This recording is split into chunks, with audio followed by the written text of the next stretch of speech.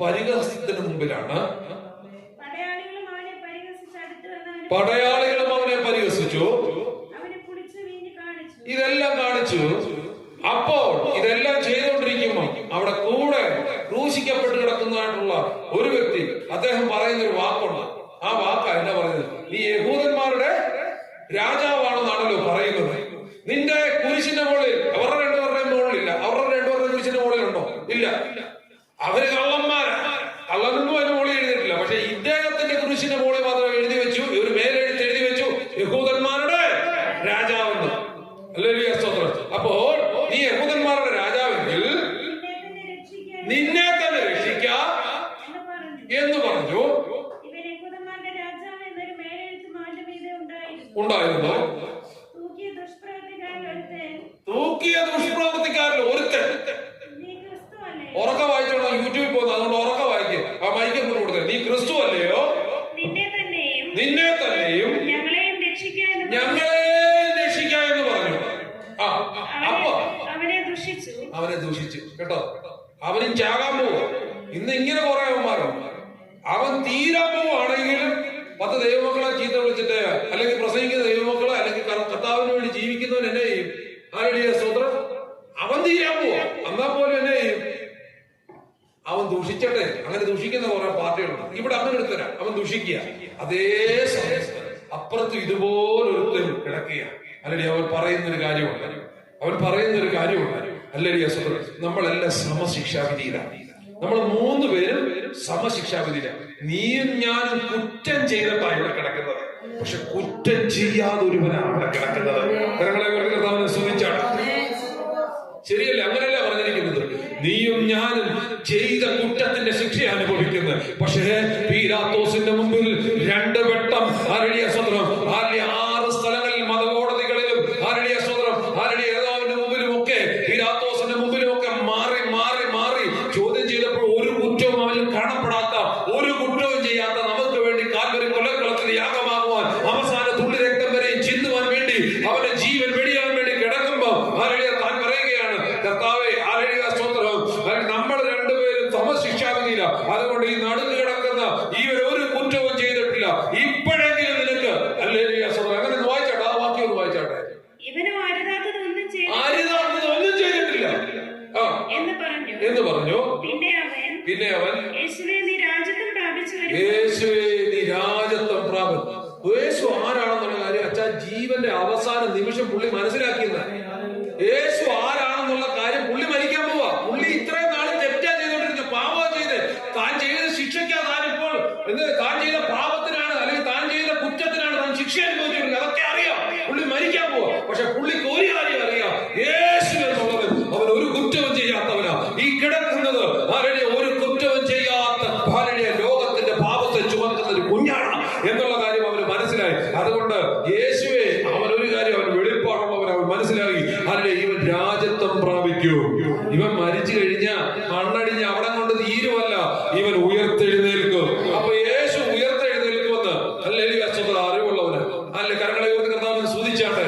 രാജത്വം പ്രാപിക്കുമെന്നൊരു അറിവുള്ളവന് അവന്റെ അവസാന നിമിഷം അവന്റെ ഒരു തിരിച്ചുവരവുണ്ടല്ലോ. അതിന് ചിലപ്പോൾ അല്ലെ പാരമ്പര്യമായിട്ടുള്ള ഭയങ്കര ക്രിസ്തീയ കുടുംബത്തിലായിരിക്കാം, പറയപ്പെട്ട വലിയ കുടുംബത്തിലായിരിക്കാം, ബൈബിള് പലതരത്തിലുള്ള ബൈബിള് നിന്റെ വീട്ടിലുണ്ടായിരിക്കാം. പക്ഷെ ഈ പുസ്തകത്തിനകത്ത് എഴുതിയിരിക്കുന്ന സത്യം എന്തെങ്കിലും നിനക്കൊന്ന് നിന്റെ തലയിൽ നിനക്കൊരു ബോധം വരുത്തുന്ന ഒരു അനുഭവം നിന്റെ ജീവിതത്തിലുണ്ടെങ്കിൽ, നീ ആ കർത്താവിന്റെ സന്നിധിയിലേക്ക് ഒന്ന് മടങ്ങി വന്ന് നിന്നെ ഒന്ന് അനുഗ്രഹിക്കുന്ന ഒരു ദൈവമുണ്ട്, നിന്നെ കൂടെ ഇരുത്തുന്ന ഒരു കർത്താവുണ്ട്. ഇവൻ ആ ഒരു തിരിച്ചറിവ് അവന്റെ ജീവിതത്തിൽ ഉണ്ടായപ്പോൾ അവൻ എന്ത് ചെയ്തെന്ന് അറിയാമോ? ഹല്ലേലൂയ, സ്തോത്രം. അവൻ നീ രാജത്വം പ്രാപിക്കുമ്പോ എന്നെ ഓർത്തുകൊള്ളണമെന്നേ പറഞ്ഞു. പക്ഷെ കർത്താവ് പറഞ്ഞല്ല, യേശുവിനോട്, ഇന്ന് നീ എന്നോട് കൂടെ പരദീസയിൽ ഇരിക്കുമെന്ന് ഞാൻ സത്യമായിട്ട് നിന്നോട് പറയുന്നു. ഇന്ന് നീ എന്നോടുകൂടെ പരദീസ ഇരിക്കുമെന്ന് മനസ്സിലായോ? ഓർത്തുകൊള്ളണേ എന്ന് മാത്രം പറഞ്ഞവനെ കൂടെ ഇരുത്തുന്ന ഒരു കർത്താവുണ്ടെങ്കിൽ അതാ നമ്മുടെ ദൈവം. ഓർത്തുകൊള്ളുന്നവനെ, അല്ലെ, ഓർത്തുകൊള്ളണമേ എന്ന് മാത്രം അപേക്ഷിച്ചവനെ മരണത്തിനപ്പുറം പരദീസയിൽ അവനെ വിശുദ്ധീകരിച്ച് കർത്താവിനോട് കൂടെ ഇരുത്തുന്ന ഒരു ദൈവമുണ്ടെങ്കിൽ അതാണ് നമ്മുടെ ദൈവം. ആ ദൈവത്തെയാണ് നമ്മൾ ആരാധിക്കുന്നത്. പൊളിച്ച് കളയുന്നവനല്ലെന്ന്, പണിയുന്നവനെയാ. നീ മരിച്ചാലും നിന്നെ പണിയുന്ന ഒരു കർത്താവാണെങ്കിൽ അത് യേശുക്രിസ്തു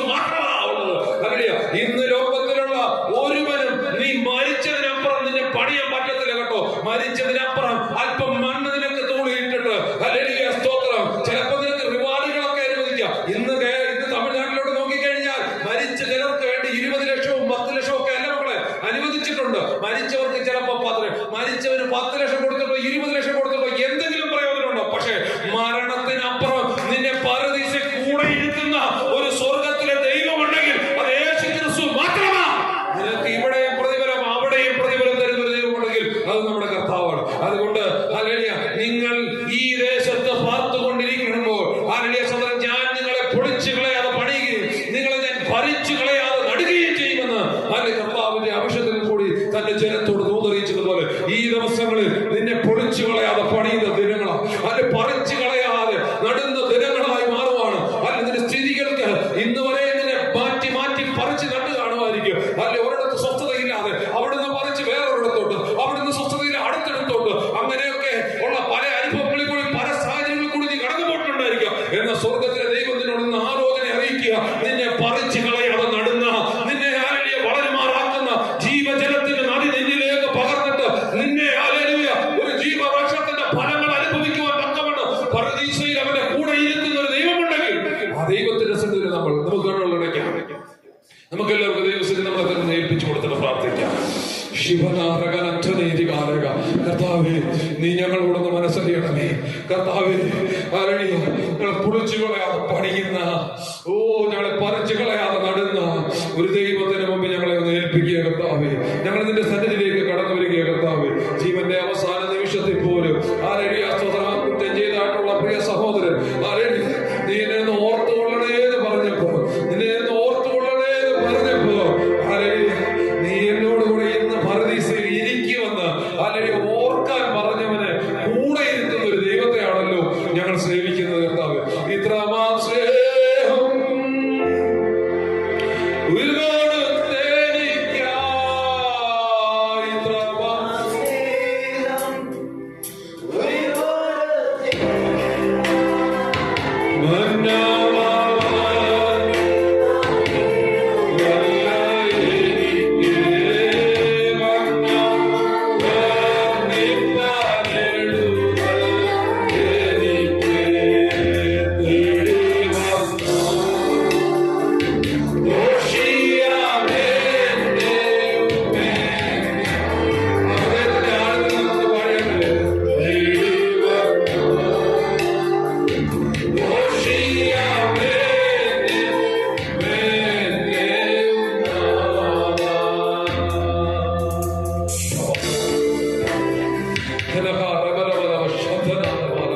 നമ്മളെ തേടി വന്നില്ലേ ഈ സ്നേഹം?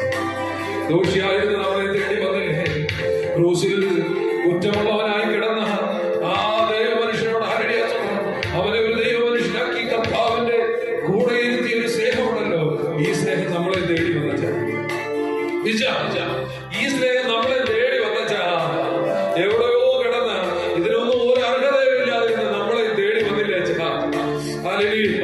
ഈ സ്നേഹം